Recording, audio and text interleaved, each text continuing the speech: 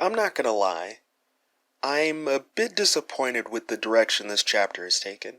I was so hyped up for traveling shenanigans that I was let down when this manga, known for its lightning pace, decided to slow down for a bit.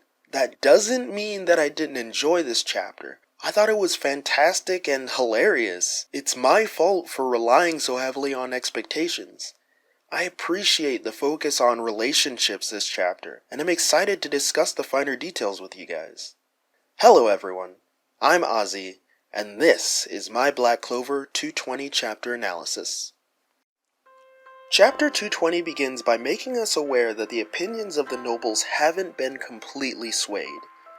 I appreciate that Damnatio acts as a summarized voice of disgruntled ramblings, and he warns Asta that this isn't settled just yet.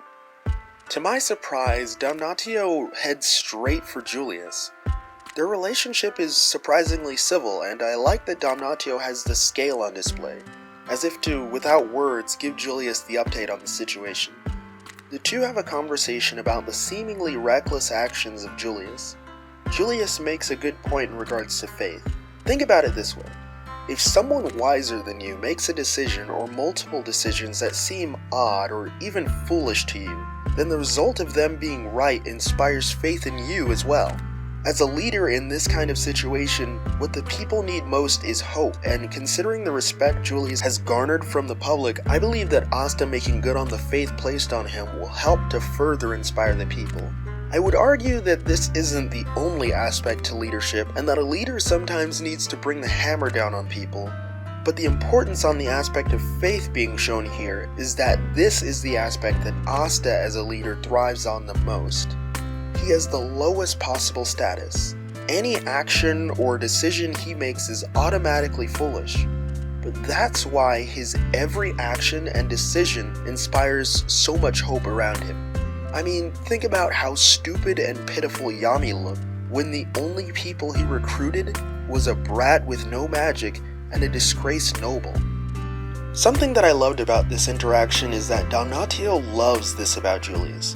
He knows him well enough that he understands what he's doing, and leaves reminding him that the consequences, that I'm sure he's heard multiple times, will be there if he's wrong this time.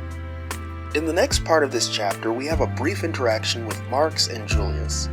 A few things that I didn't mention about the previous part of this chapter is that 1. Damnatio was able to find Julius, 2. Damnatio was completely unfazed by the fact that he's a kid now, and 3. It seems that Julius shirking his responsibilities and hiding in the shadows is no longer an option. Getting back to Julius and Marx, it's surprising that it has been 2 days since the battle ended, and yet Damnatio was able to piece things together and find Julius faster than someone that is essentially glued to his hip.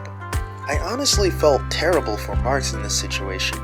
He must have gone through a whole mix of emotions throughout this battle, and I'm glad that he was able to get back to him. I feel that it was a nice touch that he asked Julius if he could look into his memories. Whether he's doing it to make sure he's not pranking him or if he just wants to better understand him, I'm not sure, but it's probably both. Moving along into the last part of this chapter, we get a brief conversation between Charlotte and Sol. I appreciate Sol recognizing her weakness, and I'm hoping that this leads the way for more development with her character, because she sucks. I can't believe such a prominent member of the Blue Rose Squad is so useless. I love her design, but honestly, she might as well be a background character. Charlotte mentions that she has hazy memories of what happened, which, while tragic for some, means that the characters that were possessed have likely retained the memory of the strength and prowess from their elf forms. This also means that the Charlotte x Yami train didn't revert, but rather instead is moving along quite nicely. Speaking of which, Yami, Asta, and Sekre drop by to visit. This entire exchange was golden. I was laughing my head off the entire time. Yami doesn't really get to fully mention what he wanted to discuss, but it has something to do with the curse on Charlotte. Judging from Sekre's thoughts, I wonder if they are implying that this may be in some way demon-related as well. My theory for Yami's intentions is that while they're abroad, they want to solve as many mysteries plaguing people as possible. A really awesome idea that I have is that the Black Bulls will be taking some members from other squads along with them. The reason being that the nobles argue that the Black Bulls alone can't be trusted to watch over Asta, and so the other squads send a supervisor as well.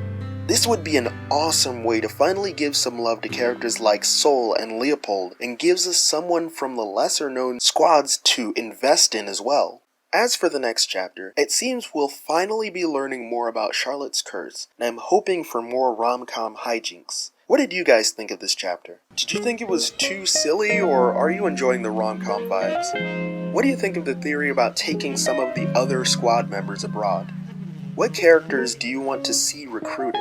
Or do you feel like we should just focus on the Black Bulls? That's all for this time. Until next chapter, Seal Seal.